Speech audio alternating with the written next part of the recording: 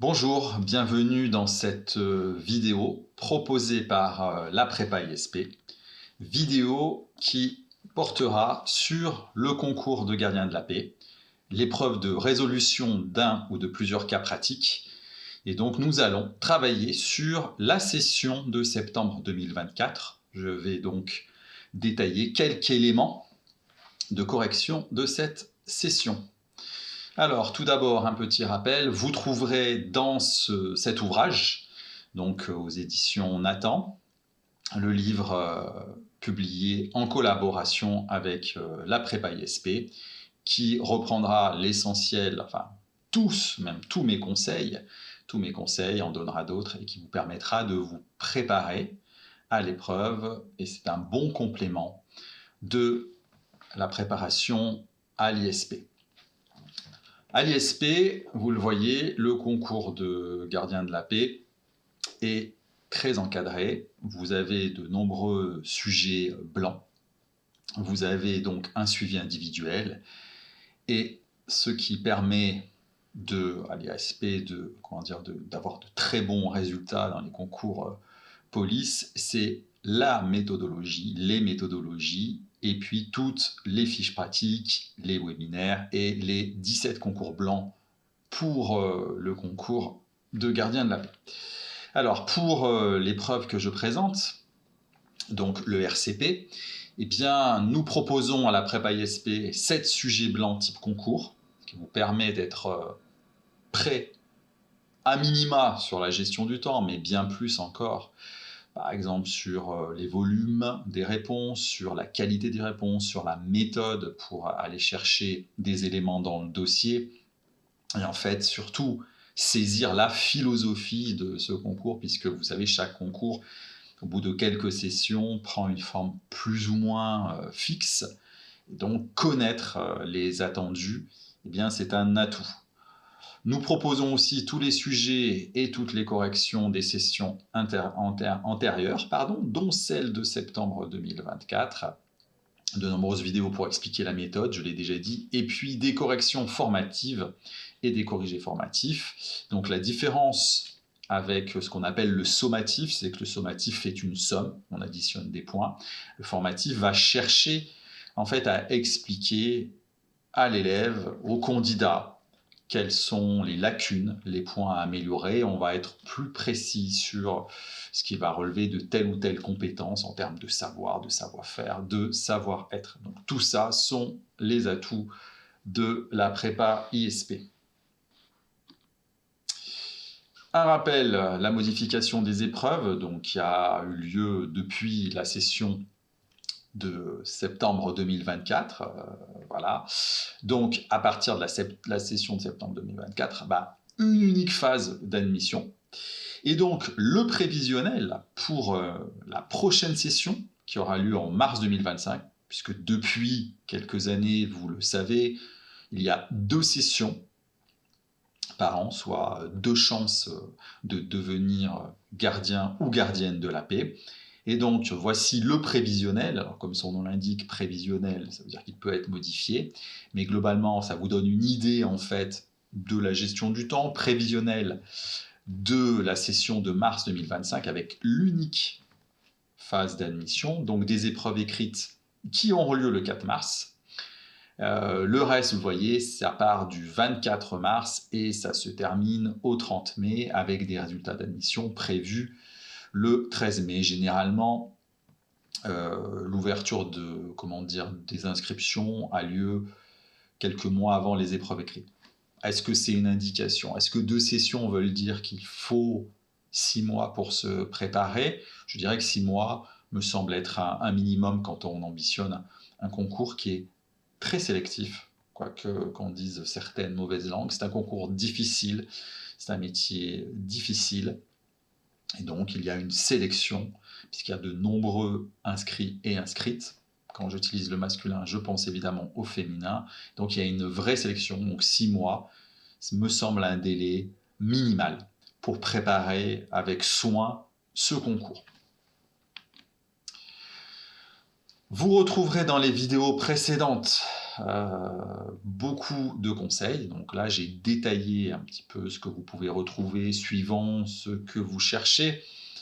Si vous êtes un futur candidat ou une future candidate, alors, eh bien, en fait, je vous recommande de regarder toutes les vidéos. Alors, attention à l'indigestion si vous le faites de manière trop rapprochée, mais néanmoins, elles vous permettront, vous voyez, de voir l'évolution du concours depuis son changement, son passage de 3 à 2 heures, mais aussi de saisir cette fameuse philosophie et les attendus du concours, entre autres de savoir décoder les questions, puisqu'il y a des questions qui peuvent sembler faciles et finalement elles attendent implicitement ou des fois en sous-entendu des éléments plus précis, une pensée un petit peu plus large. Donc vous ne perdrez pas trop de temps à regarder ces vidéos qui, j'espère, seront, encore une fois, formatives.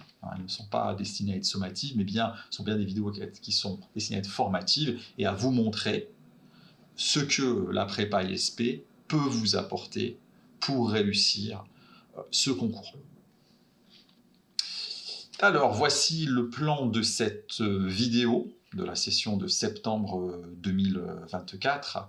D'abord, ce qui est une forme maintenant habituelle pour moi, l'analyse du sujet.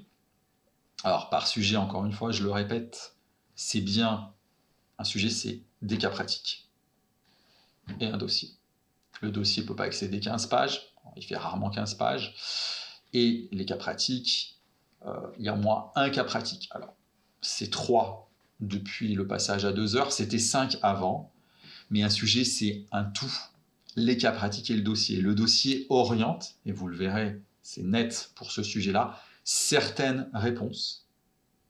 Il est là en fait pour fournir une aide. Une seule fois, il a été piégeux, cela peut se réitérer, mais il me semble que ce n'est quand même pas la volonté, si vous voulez, de l'institution. L'institution dispose d'assez d'éléments pour hiérarchiser, donc sélectionner les meilleurs candidats et candidates, sans avoir besoin de mettre des pièges dans le dossier. Alors, il peut y avoir des pièges dans les questions, ça c'est autre chose, mais dans le dossier, globalement, c'est une aide. Donc il faut apprendre à maîtriser ce dossier, il fait partie intégrante du sujet. Il a été pensé, et dans cette vidéo, je voudrais rappeler qu'il y a quand même une grande réflexion de la part des concepteurs des sujets. Ce sont des sujets souvent très originaux. Ce n'est pas facile de se renouveler dans une épreuve de cas pratique, et ce sont des sujets qui sont très bien pensés.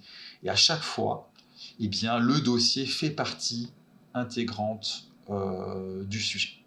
Deuxième grand point, nous verrons donc un exemple de réponse lacunaire et un exemple de réponse ratée, qui peut permettre à un candidat de se dire « mais moi, un candidat qui se dit « mais moi, je réponds bien, là, pourquoi je n'ai pas le maximum de points ?» Eh bien, parce que ta réponse est lacunaire. Et puis, on verra un exemple de réponse ratée. Je vous montrerai en fait pourquoi cette réponse est ratée. Alors, il peut y avoir plusieurs niveaux. Il peut y avoir plusieurs niveaux dans une réponse ratée. Elle peut être complètement hors sol, ou alors elle peut en fait être mélangée, mais néanmoins, on verra. Alors, généralement, ce sont les réponses lacunaires. Généralement, on est dans ce concours, quand on n'a pas le maximum de points sur une question qu'on pense maîtriser, et là, ça sera le cas, par exemple, de la dernière question de ce sujet, et de la dernière question du cas pratique numéro 3, c'est parce que la réponse est lacunaire, c'est-à-dire qu'elle n'est pas assez complète. Tout l'art, encore une fois, je l'ai dit dans les vidéos précédentes de ce concours, c'est l'équilibre, aussi bien dans mes actions, mais aussi dans le contenu de ma réponse, en qualité, en volume. Toujours bien doser ses réponses, toujours penser que tous les cas, sauf exception, pour l'instant ça n'a jamais été le cas, valent le même nombre de points.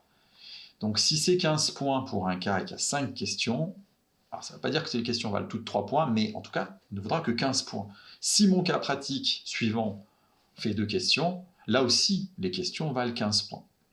Depuis le passage de l'épreuve à 2 heures, il n'y a plus le fameux cas pratique avec la seule question, qui était une grande terreur de plusieurs candidats, des questions-actions. Néanmoins, vous avez très souvent des cas pratiques qui ne contiennent que 2 questions, dont une question-action et l'autre qui est une question un petit peu plus facile. Ce n'est pas toujours... c'est pas toujours cette figure-là qui apparaît, mais quand même, très régulièrement, on a sur nos 3 cas pratiques, un où il n'y a que 2 questions. il vaut 15 points, comme les deux autres. Donc, 3 x 15, 45, il y a 5 points qui sont prévus pour l'orthographe et la syntaxe. Alors, ce qu'ils appellent dans le concours de mémoire grammaire, non, en fait, c'est question de la syntaxe, j'aurai l'occasion d'y revenir, et j'y suis déjà revenu dans les vidéos précédentes, encore une fois, pour nos futurs candidats, ou pour les candidats déjà inscrits. Eh bien, je vous invite à aller regarder. Il est évident, quand on regarde une vidéo, c'est soit qu'on vient de passer l'épreuve et qu'on veut à peu près avoir des idées sur ce qu'on a réussi ou pas. Alors attention à ça, hein, je dis certaines choses, mais le jury interprète de manière différente et il est là pour sélectionner. Hein. C'est pas parce que moi je dis que la réponse là n'est pas bonne que forcément vous aurez 0. Donc on ne panique pas si on regarde la vidéo juste après ou un mois après avoir réalisé l'épreuve. On reste toujours dans l'idée qu'on se bat jusqu'au bout, qu'on va jusqu'au bout de l'effort. Tant que les résultats ne sont pas apparus, eh bien je garde la logique d'être dans le concours. Troisième partie, des exemples rédigés, comme à chaque fois, et donc on se fondera sur le cas pratique numéro 1, qui me servira cette fois à vous montrer de bonnes réponses. Donc, nous sommes partis sur l'analyse de la session de septembre 2024, et donc, première partie, le premier élément du sujet, les cas pratiques. Donc, 3 cas pratiques comme d'habitude. Je dis ça puisqu'en fait, ça semble être la forme du concours. Néanmoins, pas gravé dans le marbre, on peut très bien avoir un concours qui présente 2 cas pratiques. Je vous avoue que j'y crois peu, ou 4 cas pratiques. Cela, j'y crois un petit peu plus. Donc, voici le premier cas pratique qui était proposé aux candidats de la session septembre 2024. Je vous laisse mettre pause pour lire, découvrir ou redécouvrir, selon le cas, ce cas pratique.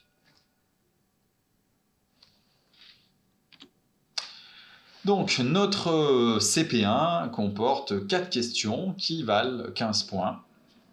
Évidemment, elles n'auront pas forcément le même nombre de points. De toute façon, avec 4, ça allait être compliqué. Il aurait fallu, en fait, voyez, 4, dans la table de 4, on n'arrive pas à 15. Alors, par contre, ce qui est original, déjà, vous le voyez, c'est que, eh bien, les questions, à mon avis, vont être équilibrées en termes de points, parce qu'elles sont d'importance égale et plutôt difficiles. Alors, à part la question numéro 3, la réponse est dans le dossier documentaire, donc si vous répondez faux à cette question numéro 3, vous allez mettre le jury d'emblée de mauvaise humeur, mais les autres ne sont pas évidentes. Alors, première question, à quelle infraction êtes-vous confronté? Justifiez votre réponse. Il y a plusieurs infractions. En fait, dans ce cas pratique, je le remets, il y a plusieurs infractions. On dénombrait au moins 3 infractions.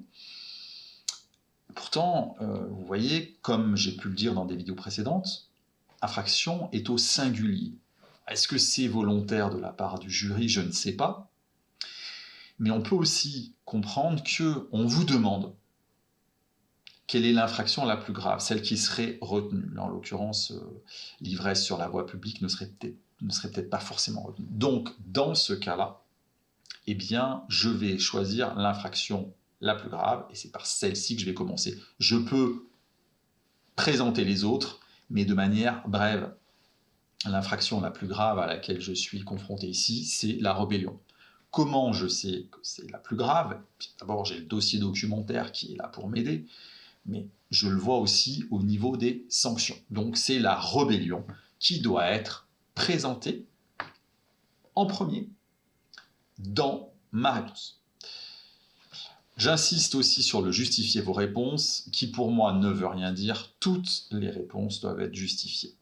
Ici, il s'agit juste d'une alerte de dire « Attention, ne te contente pas d'aller trop vite, d'être minimaliste, donc de proposer une réponse in fine lacunaire. » Voilà. Mais néanmoins, il faut toujours justifier ses réponses. Le point d'importance, c'est vraiment l'équilibre au niveau du temps, au niveau de la qualité, au niveau de la quantité entre les cas pratiques, entre les questions. Évidemment, elles ne peuvent pas faire le même nombre de questions, parce qu'il y a certaines qui sont plus difficiles et plus exigeantes que d'autres. Donc la première, en fait, est une question de savoir. À mon sens, ce n'est pas la question qui vaut le plus de points.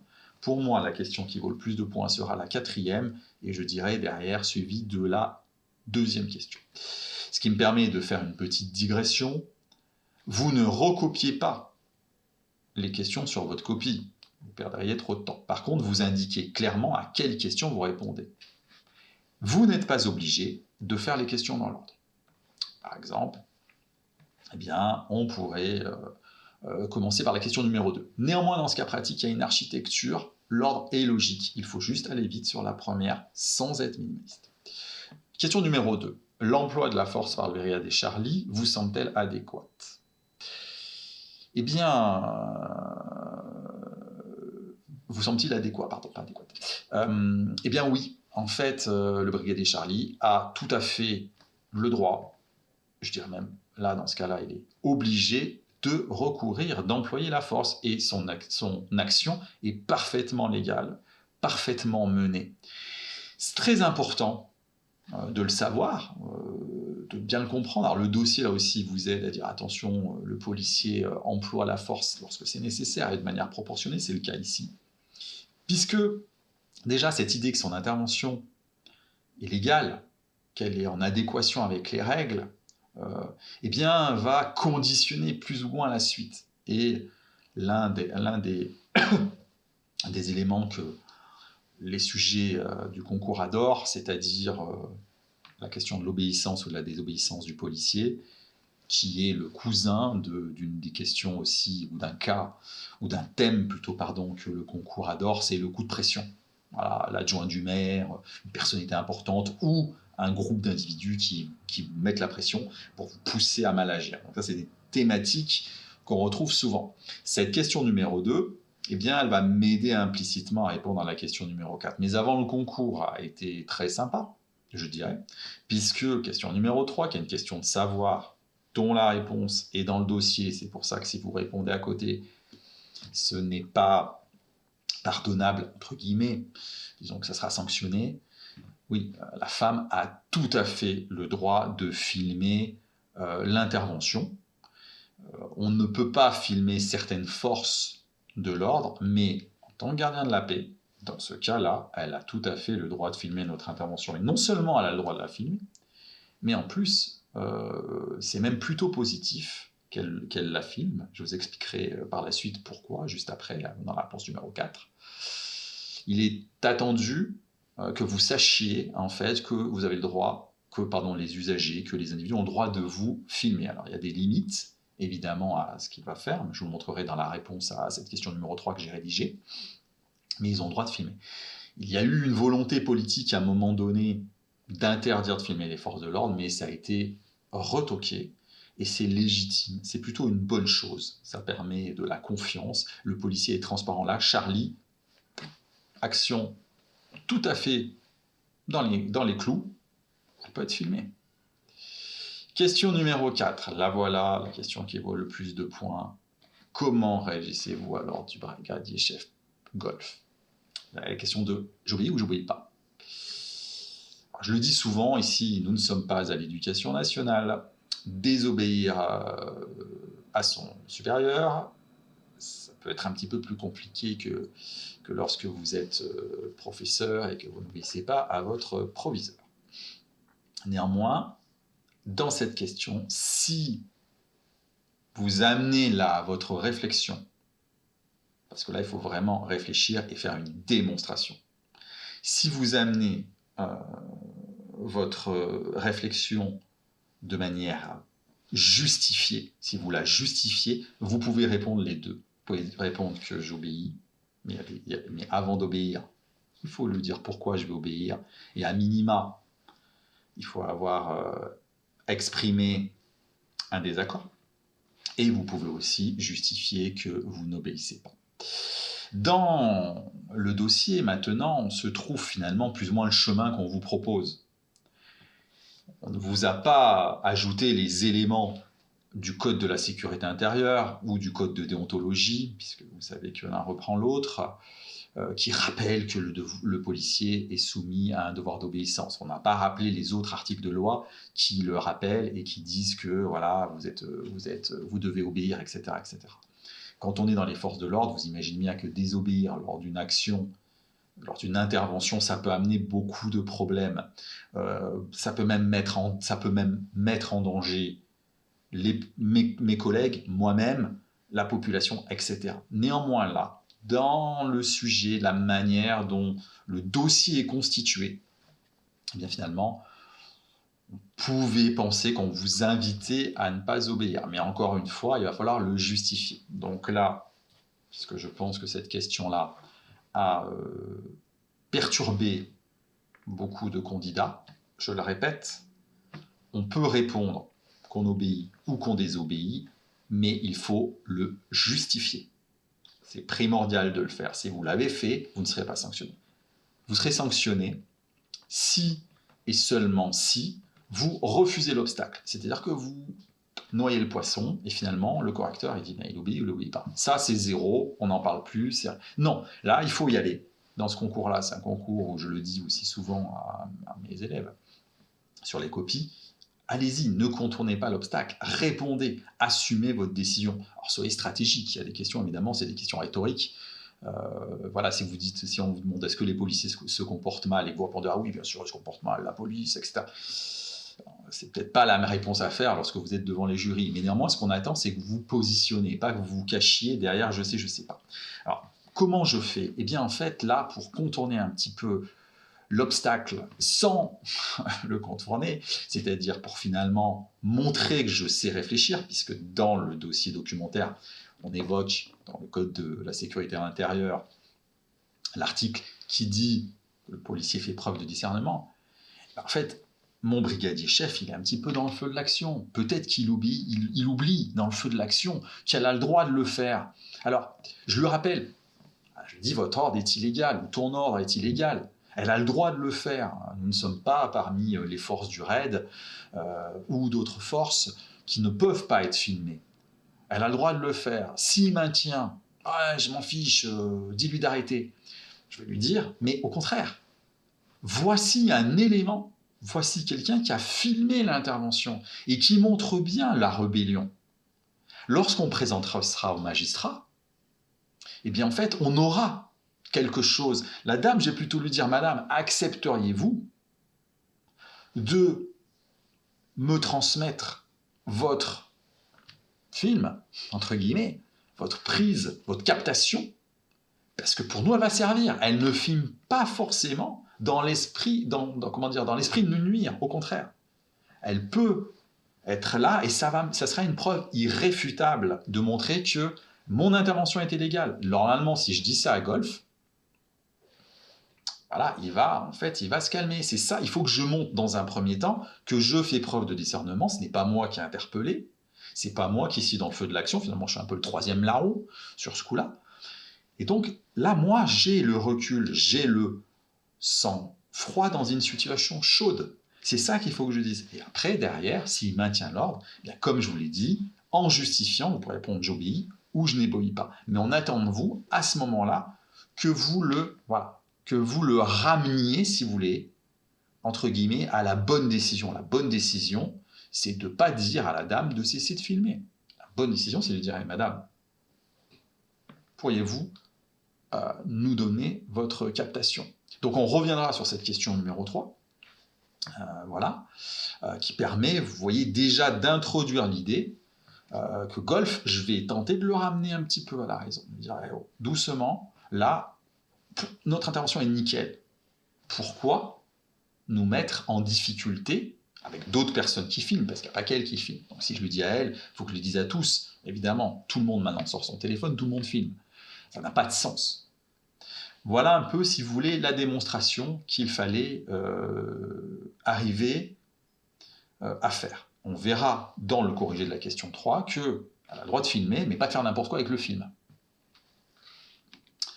Voici maintenant donc le cas pratique numéro 2. Même principe, je vous laisse mettre pause pour le découvrir. Alors pardon, excusez-moi, petit bémol.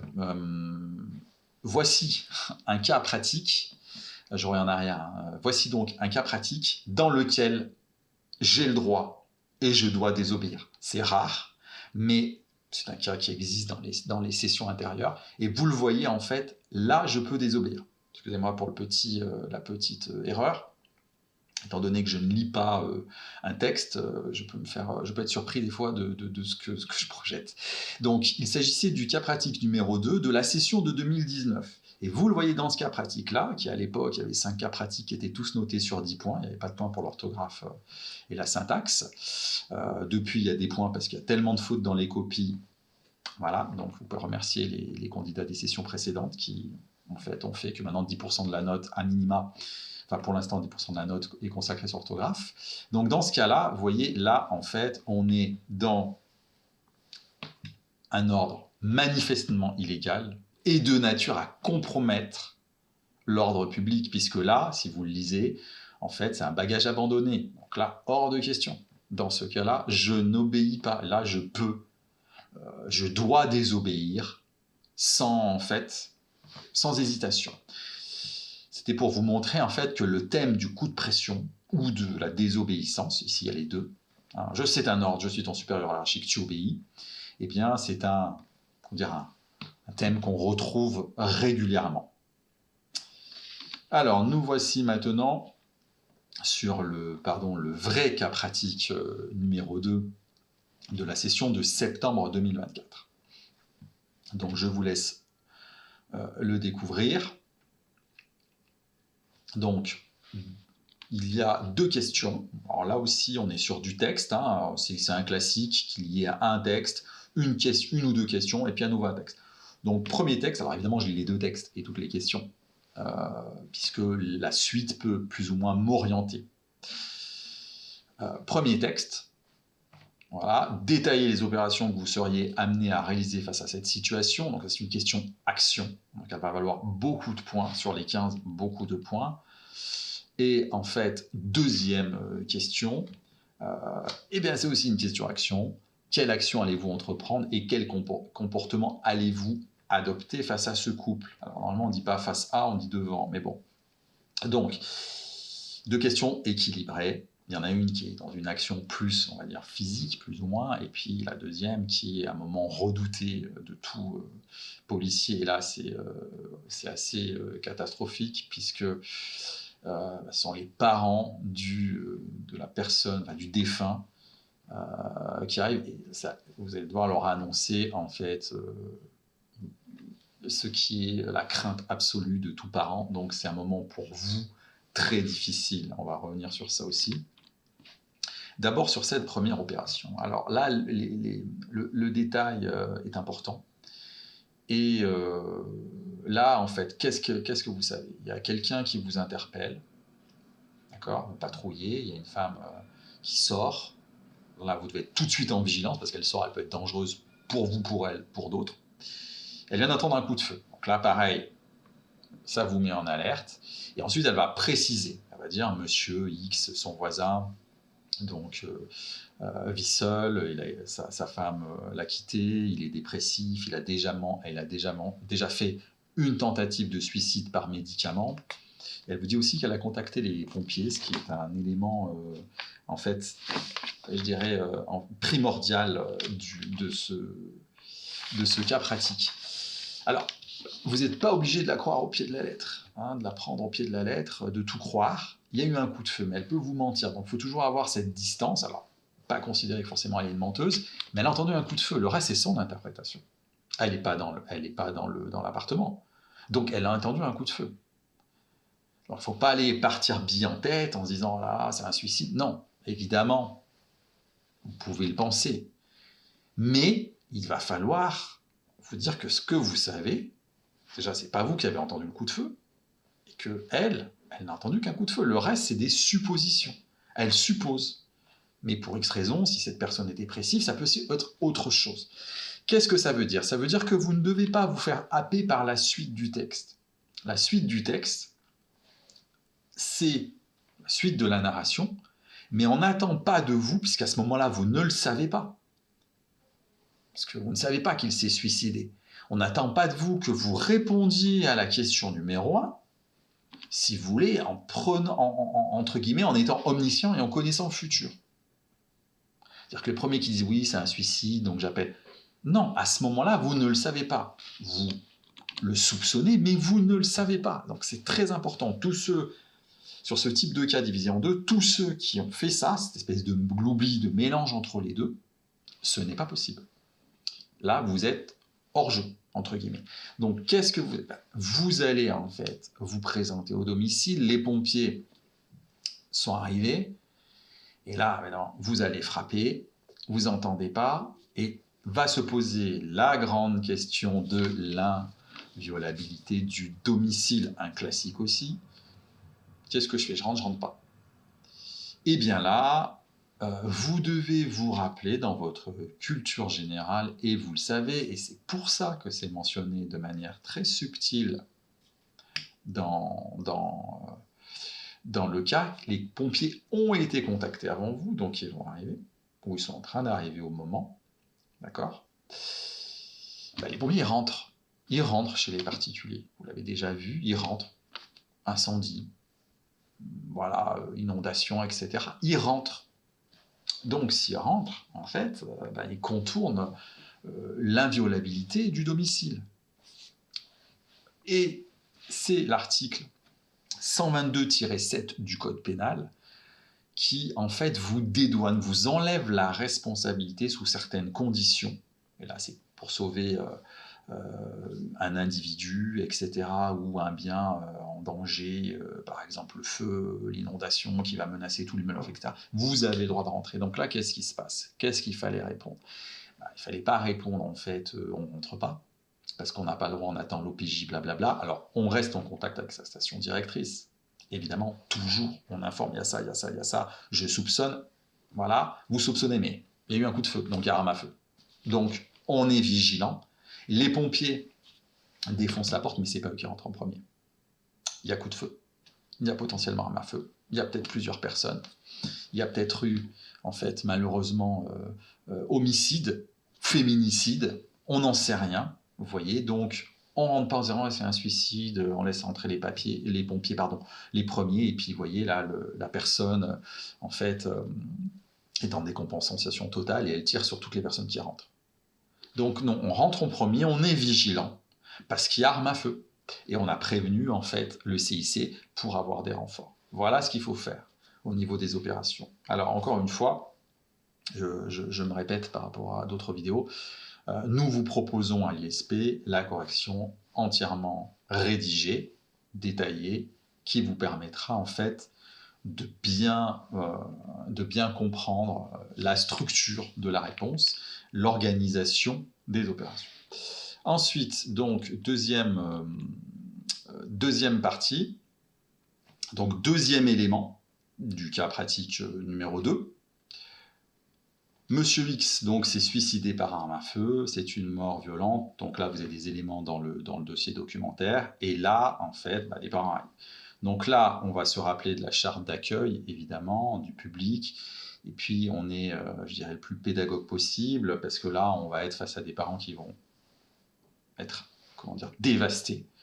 Et donc, on peut s'attendre à des cris, des pleurs, etc., au fait qu'il y a un refus, non, ce n'est pas possible, on est dans le déni, le refus, etc., etc., on veut y aller tout de suite, donc il va falloir être très, très pédagogue. C'est ce qu'on attend de vous, c'est-à-dire un comportement vraiment de discernement, de courtoisie, et vous allez les orienter vers des structures qui pourront évidemment les aider dans la prise en charge de ce traumatisme énormissime.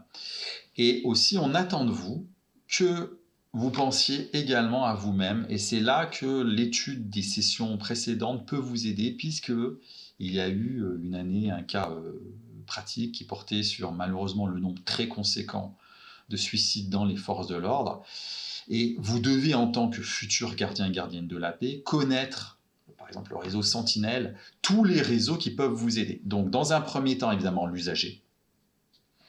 Je n'hésite pas, évidemment, à appeler un collègue pour qu'il vienne avec moi pour va dire, consoler, aider ce couple face à cette situation, enfin devant cette situation, pas face à.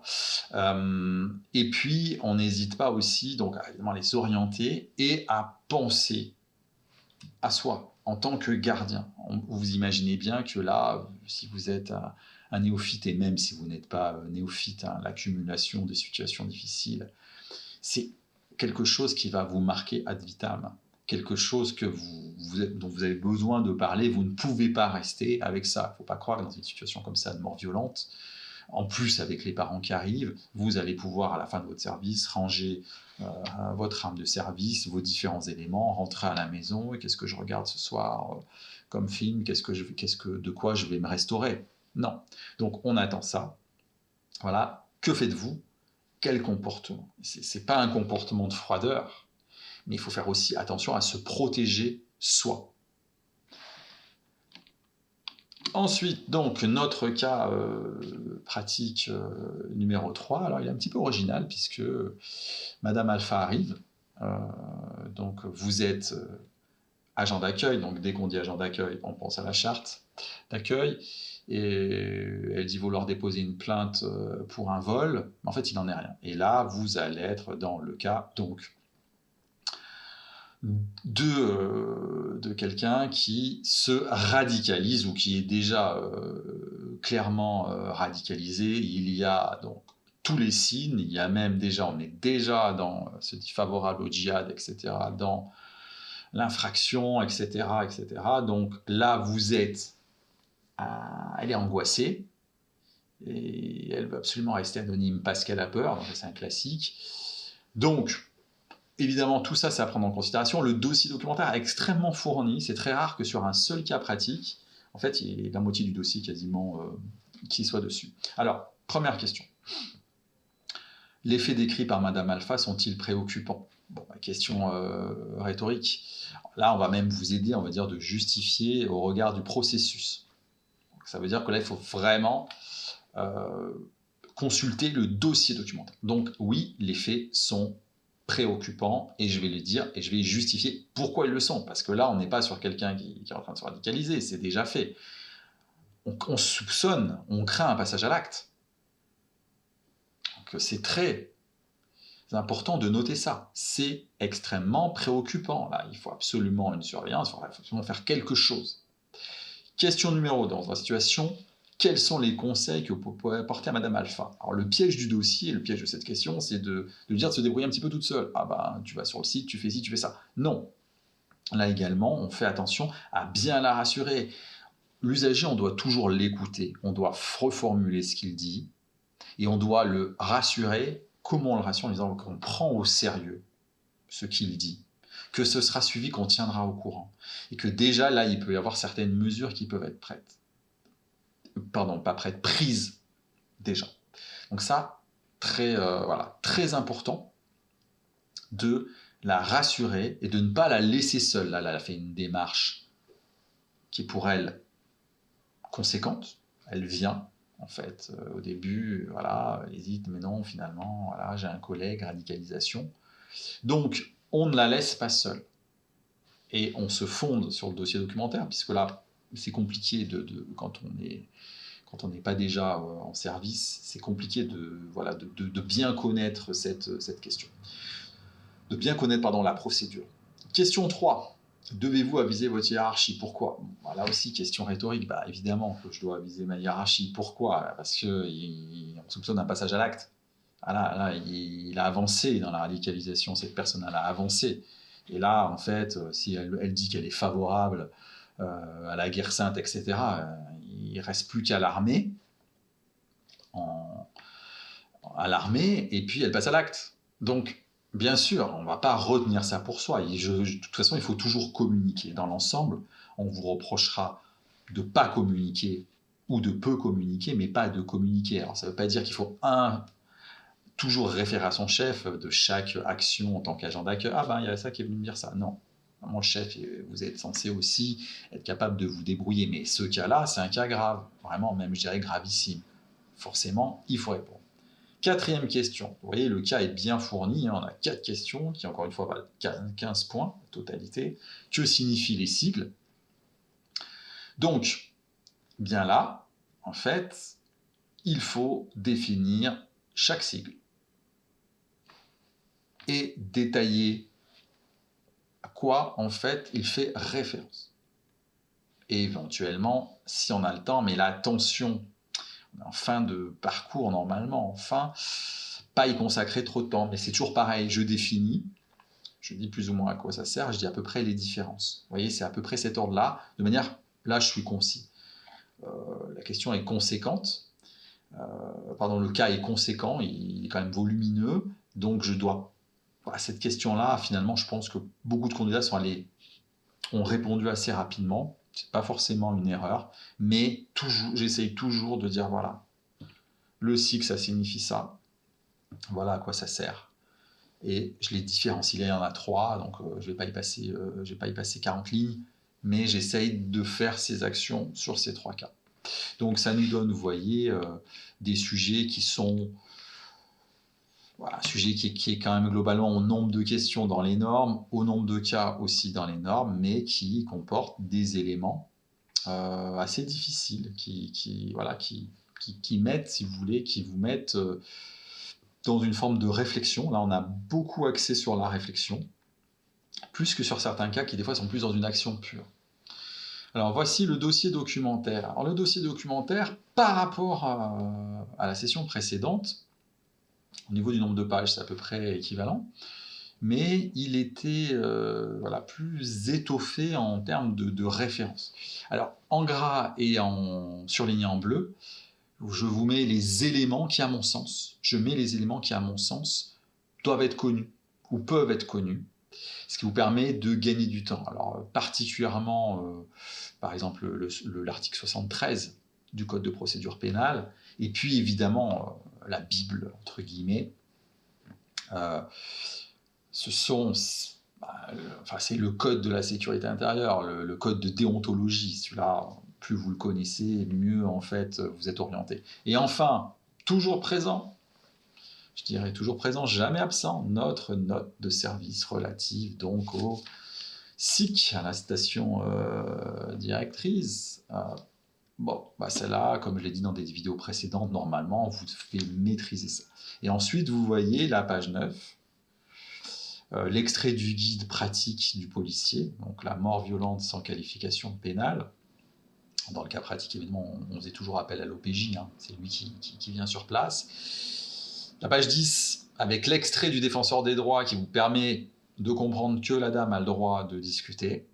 Et puis, à partir de la page 10, justement, avec l'extrait d'un article publié de la DGSI sur le processus de radicalisation, tout le reste, en fait, c'est au niveau de la radicalisation sur le cas pratique numéro 3. Ce qui veut donc dire que, vous voyez, c'est un dossier, comme souvent, qui donne des informations, qui n'est pas là pour piéger le candidat. Et c'est un dossier qui, contrairement au sujet zéro de cette épreuve, il y a déjà plusieurs années, où les éléments ne sont pas trop mélangés. C'est-à-dire, vous voyez, le cas pratique numéro 3, il est bien à sa place. Et donc, ça se termine sur cas pratique numéro 3, cas pratique numéro 1 en premier, cas pratique numéro 2. On est dans un dossier qui n'a pas de surprise. Connaître les éléments que j'ai surlignés en bleu, eh bien, c'est du temps gagné. Si je connais cet article de loi, si je connais bien mon code de déontologie, eh bien, j'ai plus de temps pour me consacrer ici sur les documents qui étaient relatifs à la radicalisation, que ce soit la prévention, le signalement, ou en fait les processus. Alors maintenant, nous allons passer au grand 2 avec un exemple de réponse lacunaire et un exemple de réponse ratée. Réponse lacunaire sur la question numéro 4, pardon, c'est pas la question numéro 3. Donc question numéro 4, je reprends. Selon votre réponse à la question précédente, comment réagissez-vous à l'ordre du brigadier chef Golf? Donc je récapitule pour tout le monde, pardon pour l'erreur. Donc la question numéro 3, on nous demandait si la femme avait le droit de filmer notre intervention. Et puis à la question numéro 4, on nous dit comment réagissez-vous face à l'ordre du brigadier chef Golf. Alors, voici une réponse lacunaire à la question, en fait, numéro 4, pas numéro 3, pardon pour l'erreur en haut. Donc, je vais lire cette réponse. L'ordre donné par le brigadier chef Golf porte atteinte au droit de la passante qui nous filme. À ce titre, il pose un problème. Même si je suis soumis à l'obéissance, tel que le définit l'article 121-10 du Code général de la fonction publique ou l'article R434-5 du Code de la sécurité intérieure, je suis également tenu, dans l'exercice de mes fonctions, au discernement, article R434-10 du Code de la sécurité intérieure. Je suis aussi au service de la population avec laquelle ma relation doit être empreinte de courtoisie et d'un comportement exemplaire, article R434-18 du Code de la sécurité intérieure. À ce titre, j'indique clairement au brigadier chef que son ordre est illégal et qu'en conséquence, je ne l'exécuterai pas. Alors pourquoi la réponse est lacunaire ? Elle est lacunaire parce que avant, en fait, de refuser, il aurait fallu discuter avec le brigadier. Il y a toute une procédure, alors qui ne vous est pas indiquée dans ce cas pratique, mais un ordre, on ne le refuse pas de manière abrupte. Il aurait fallu en fait détailler. Il manque aussi un élément qui n'est pas prévu dans le cas pratique, c'est qu'on doit ne pas obéir à un ordre qui est manifestement illégal et, conjonction, de nature à compromettre l'ordre public, voilà, troubler l'ordre public. Donc vous voyez, c'est un petit peu trop abrupt. Le début est bon. Là, on voit que le candidat a des connaissances pour un article que je vous recommande de connaître, le 121-10. Mais c'est trop abrupt. Là, je vous rappelle, on est dans la police, il y a une chaîne hiérarchique qui est stricte. Je ne peux pas juste lui dire ton ordre est illégal, je ne fais pas. C'est lacunaire. Donc là, le candidat n'aurait pas tous les points, alors il n'aurait pas 0, il n'aurait pas tous les points, parce que justement là, je n'ai pas assez détaillé. Ensuite, exemple de question ratée sur le même cas pratique et sur la même question, donc la question d'obéissance. Comment réagissez-vous à l'ordre du brigadier chef Golf ? Voilà alors pourquoi c'est raté. Je vais lire la question. Même si la passante a le droit de nous filmer, le brigadier chef Golf est mon supérieur hiérarchique. De ce fait, je suis tenu de lui obéir. J'ordonne donc à la femme de cesser immédiatement de filmer, car cela perturbe notre intervention. En outre, même si l'ordre peut sembler illégal, il n'est pas de nature à compromettre gravement l'intérêt public, notamment parce que je ne confisque pas le téléphone portable. Par conséquent, j'obéis à l'ordre de mon supérieur hiérarchique. Donc là, elle est ratée pour plusieurs raisons. D'abord, parce que l'ordre il est illégal, puisqu'il il interdit quelque chose qui est protégé par la loi, d'où le rappel du défenseur des droits dans le dossier documentaire. Et ensuite, n'est pas de nature à compromettre gravement l'intérêt public. Donc là, on voit que le candidat se souvient que pour refuser d'obéir, il faut ces deux éléments, illégalité et trouble. C'est discutable. Alors pour la police, on vous dirait, oui, effectivement, on dirait à quelqu'un d'interdire de filmer, ça ne trouble pas l'ordre, parce que là, on est dans une logique de sécurité. Mais pour un juge, ça trouble, parce que vous attentez de manière indiscutable aux droits de la femme, et que ça peut créer du trouble. Parce que si vous le dites à elle, peut-être un autre qui va filmer, vous allez le dire aussi à l'autre, puis les gens vont dire, mais c'est de l'arbitraire, attendez, on a le droit, pourquoi vous faites ça ? Et ça peut s'enflammer, alors que le but, c'est pas ça. Le but, c'est au contraire d'apaiser la situation, d'autant plus que l'intervention a été tout à fait conforme aux règles. Donc, là, c'est complètement raté. L'ordre est illégal, et puis, il est illégal, et on peut l'entendre qu'il peut créer du trouble. Donc, encore une fois, je répète, on pourrait répondre qu'on obéit, on pourrait aussi répondre qu'on n'obéissait pas, mais dans les deux cas, il faut mieux justifier que ça. Il faut plus détailler.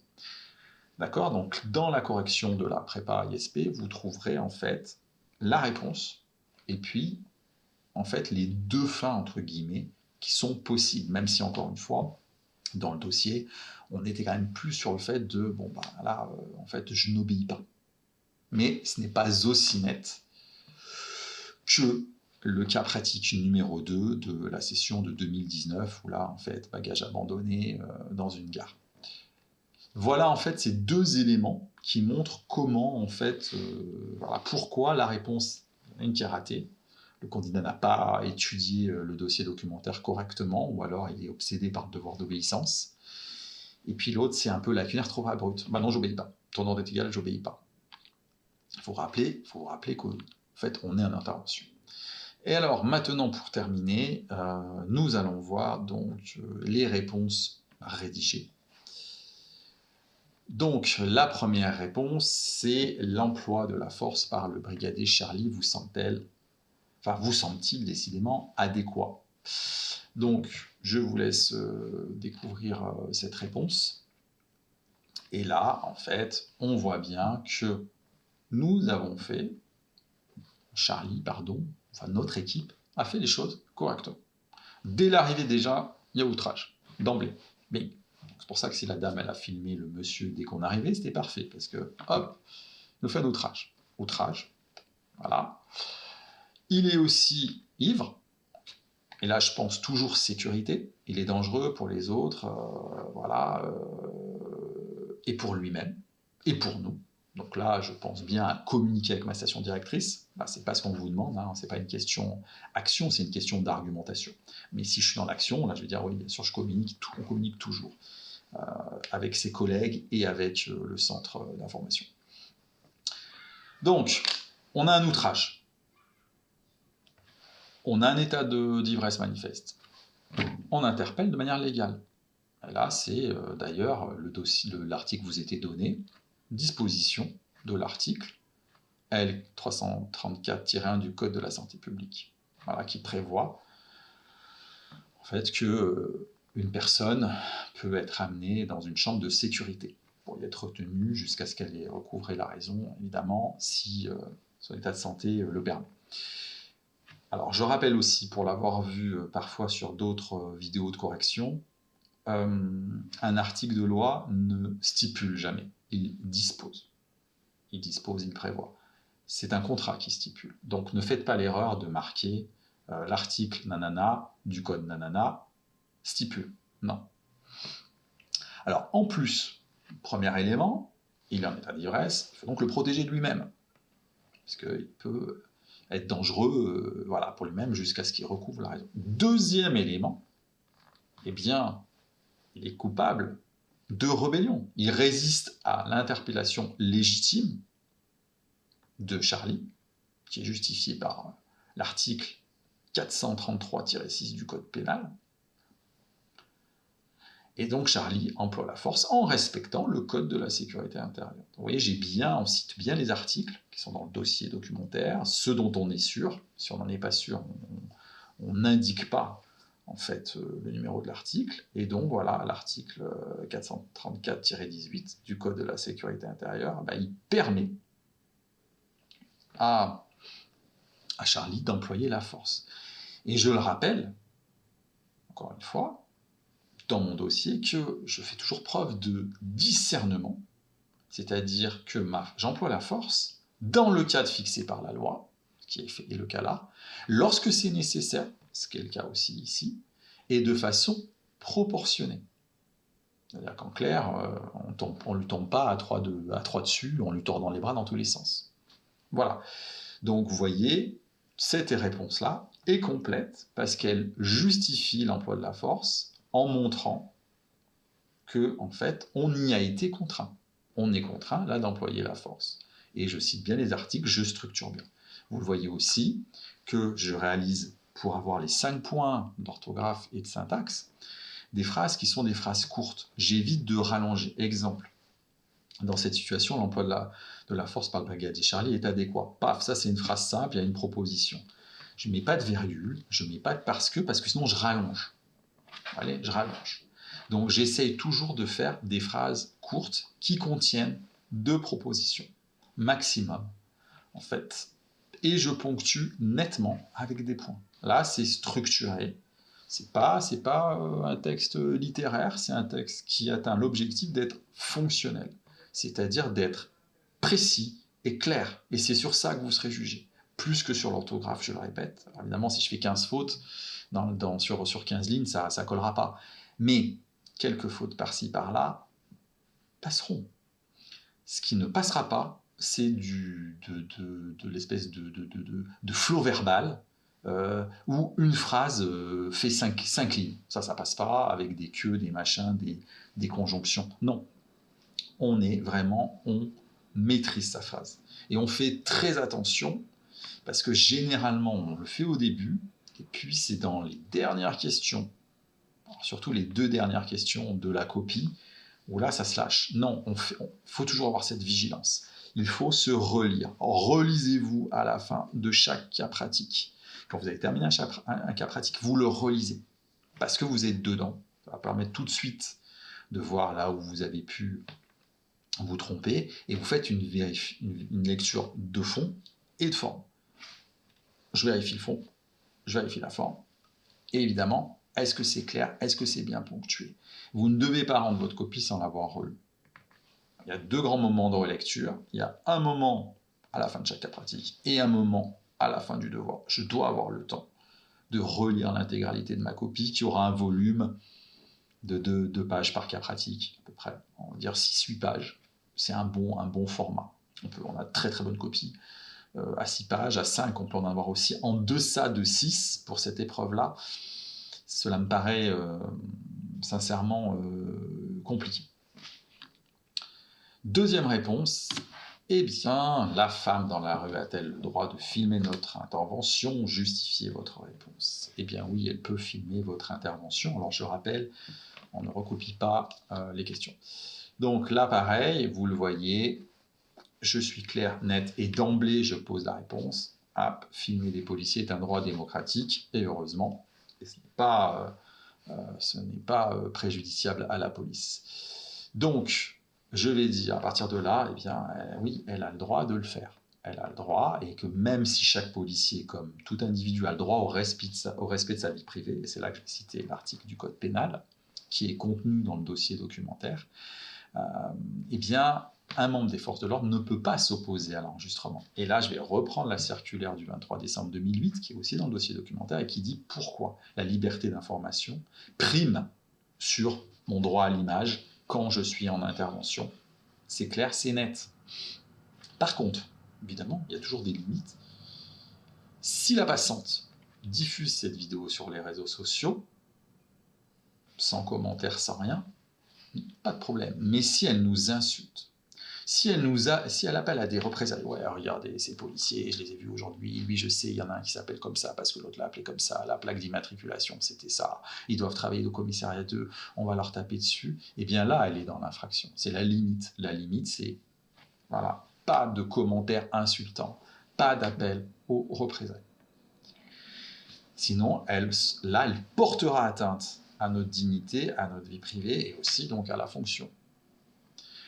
Donc, l'intervention est illégale, comme je l'ai dit plusieurs fois, donc, et là, c'est là, vous voyez ce que je vous ai dit tout à l'heure au début, que je vais commencer à glisser cette idée, que ça serait un avantage pour moi d'avoir cette vidéo, qui va me permettre, pas d'éviter de répondre à la question 4, mais de dire que j'appelle le brigadier à la raison, de lui expliquer pourquoi. Ce qui me permettra en fait d'avoir fait cet appel à la raison, d'avoir fait preuve de discernement, au sens de ce que dit le dossier documentaire, et qui me permettra eh bien, de conclure la question numéro 4 en précisant obéissance ou non obéissance. Donc là, j'explique pourquoi cet enregistrement est un atout.